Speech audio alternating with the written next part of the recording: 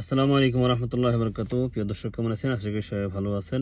চলুন একটু ভিডিও দেখি এবং কথা বলি। আমরা ক্ষমতার রাজনীতি করি না, 100% মিথ্যা কথা। আমি প্রোটেক্ট করব, আমি বলবো এটা মিথ্যা কথা বলছে উনি। যে বলছে সে যে বলুক, পীর সাহেব বললো মিথ্যা বলছে, শাইখে চরমনাই বললো মিথ্যা বলছে, কোন নেতা বললো মিথ্যা বলছে। কেন? এখানে শায়েকে চরমনাই দুইবার বলার কি দরকার আছে? ভাইরে, তুই যে দালালি করছিস, দালালি কর। তোর ইসলামী আন্দোলন বাংলাদেশকে নিয়ে দালালি করার দরকার কি? এই লোকটা হচ্ছে সাবেক কওমির, মানে কওমিতে জায়গা ভালো মতন পায়নি, দল পাল্টা তারা কওমির বিরুদ্ধে এখন কথা বলা শুরু করে। এরা রাজনীতি মানেই তো ক্ষমতার লড়াই। আপনি যদি বলেন যে আমি ক্ষমতার লড়াই করি না, আমরা ইবাদতের রাজনীতি করি, তো ইসলামী দল ইবাদতের রাজনীতি করে নাটাকে সবাই কি ইসলামে রাজনীতি করে? এটা নাই কে, মানে শুনলেন, এটা পাগলেও তো বুঝে। শায়েকে চরমনাই ইসলামী আন্দোলন বাংলাদেশ যদি ক্ষমতার রাজনীতি করত, তাহলে তো আপনাদের মতো একসময় বিএনপি পা চাইটি ক্ষমতায় গেছে। তার আগে হচ্ছে আওয়ামী লীগের পা চাইটি তেল তৈরি করি তারা ক্ষমতায় আছে। ইসলামী আন্দোলন বাংলাদেশ কি কারোর পা চাইটি ক্ষমতায় গেছে, সিট নিয়েছে? ইসলামী আন্দোলন বাংলাদেশ কখনোই কারোর পা চাটেনি, কারোর দালালিও করেনি, এই জন্য তারা কোনো সিটও পায়নি, ক্ষমতাও আসেনি। ক্ষমতার রাজনীতি যারা করে তারাই করে। ইসলামী আন্দোলন বাংলাদেশ কোনোদিন ক্ষমতার রাজনীতি করেনি, তারা ইসলামী রাজনীতি করেছে। এই জন্যই তারা সিট পায়নি ঠিক মতন। আপনাদের মতন যদি পাঁচ চাইটি একবার ওই দলের পাঁচ আটা, একবার এই দলের পাঁচ আটা চাইটি আপনারা ক্ষমতায় আসছেন, সিট পাইছিলেন কয়টা? ইসলামী দল ইবাদতের রাজনীতি করে, আপনি ইবাদতের রাজনীতি করেন, তো ওইটা আলাদাভাবে এত গুরুত্ব দিয়ে বলার দরকারটা কি? এটাও এক ধরনের তারা ইসলামী রাজনীতি করে বলেই মানুষকে বুঝাই যে আমরা ইসলামী রাজনীতি করি, ক্ষমতার রাজনীতি করিনি। প্রতারণা, অন কাইন্ড অফ প্রতারণা, এটা প্রতারণা। তো এইভাবে বলা উচিত না। হ্যাঁ, আপনি এটা বলেন। অবশ্যই প্রতারণা। যারা টিকিট বিক্রি করলো, যারা ভোট দিলে 18 কোটি মানুষের সওয়াব পাবে, জান্নাতে চলে যেতে পারবে, এটাও একটা প্রতারণা। যে আমরা ইবাদতের রাজনীতি করি, আমরা ক্ষমতার রাজনীতিও করি, আমরা ক্ষমতাও চাই, তবে সেটা ইসলামের জন্য চাই, কারণ সকল ইসলামী দল ইসলামের জন্য ক্ষমতা চায়।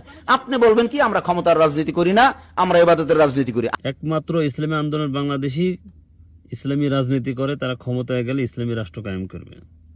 আপনারা ক্ষমতায় গেলে শরিয়া আইন কায়েম করবেন না, ইসলামী রাষ্ট্র কায়েমও করবেন না। রাষ্ট্র ইসলামী রাষ্ট্র যদি কায়েম করেন, তাহলে আর কি লোক একসাথ नहीं घूम सकते, मीटिंग नहीं कर सकते।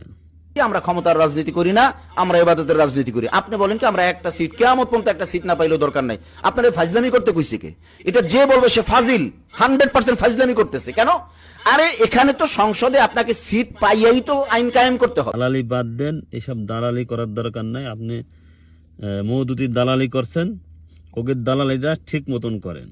আপনি ইসলামী আন্দোলন বাংলাদেশ, কওমি মাদ্রাসা, এদের দালালি আপনার করা লাগবে না। এদের দালালি করার জন্য আল্লাহ বাংলাদেশে বহুত মানুষ তৈরি করে দিয়েছে।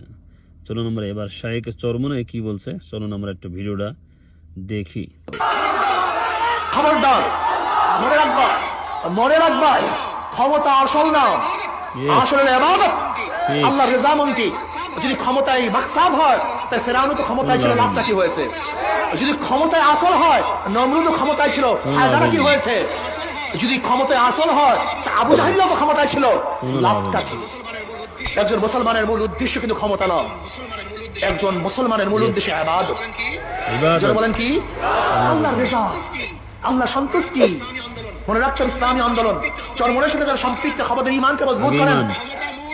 ক্ষমতা মূল না, মূল হলো আল্লাহর রেজামন্দি, আল্লাহর সন্তুষ্টি। নবী নূহ আলাইহিস সালাতু ওয়াস সালাম 950 বছর পর্যন্ত দাওয়াত দিয়ে, কোন রওয়ায়াতের মধ্যে আছে মাত্র 40 জন, কোন রওয়ায়াতের মধ্যে আছে মাত্র 70 জন, কোন রওয়ায়াতের মধ্যে আছে মাত্র 80 জন লোক হেদায়েত করতে পারছে। মাত্র কত বছরে? নবুয়তের কোনো কমতি হয়েছে? নোকসান হয়েছে? ফজিলাত কমছে? না, ফজিলাত কমে নাই। কামিয়াবি আধিক্যের মধ্যে নয়, কামিয়াবি ক্ষমতার মধ্যে নয়, কামিয়াবি কার মধ্যে? আল্লাহর রেজার মধ্যে, আল্লাহ সন্তুষ্টির মধ্যে। মুমিনের হার বলতে কিচ্ছু নেই। মুমিনের গোটা দুনিয়ায় কেউ সুন্নাত না মানলে আমি একা সুন্নাত মানবো। গোটা দুনিয়া আমার নবীর অনুসরণ কেউ না করলে আমি একা নবীর অনুসরণ করবো। কেউ আমার নবীর সুন্নাত অবহেলা করলে আমার জীবন দিয়ে আমি নবীর সুন্নাতকে আঁকড়িয়ে ধরবো। ये बारात का चाह है तमाशा नहीं। দর্শক, ভিডিওটা যদি ভালো লাগে অবশ্যই কমেন্ট করে দিবেন, বাজে মন্তব্য থেকে দূরে থাকবেন। সবাইকে রমজানুল মুবারক। আল্লাহ যেন সবার রোজা রমজান মাস বেফাস বেহায়া কথাবার্তা যেন না বলে, এদিক থেকে আমরা সবাই সচেতন থাকব। সবাই ভালো থাকবেন ইনশাআল্লাহ। আল্লাহ হাফেজ।